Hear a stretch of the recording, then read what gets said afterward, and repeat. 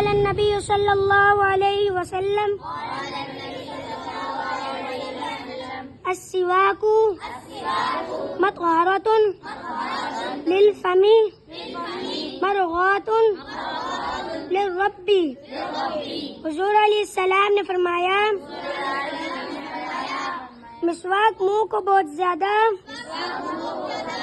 پاک صاف کرنے والی اور اللہ تعالیٰ کو بہت زیادہ خوش کرنے والی ہے.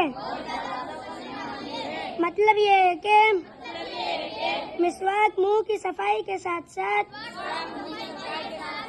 اللہ تعالیٰ کی رضا حاصل ہونے کا بھی خاص ذریعہ ہے. اللہ تعالیٰ ہم سب کو اس حدیث مبارکہ پر عمل کرنے کی توفیق عطا فرمائے. یا مقلب القلوب